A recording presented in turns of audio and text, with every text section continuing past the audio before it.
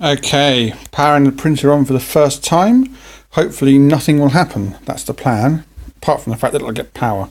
So here we go.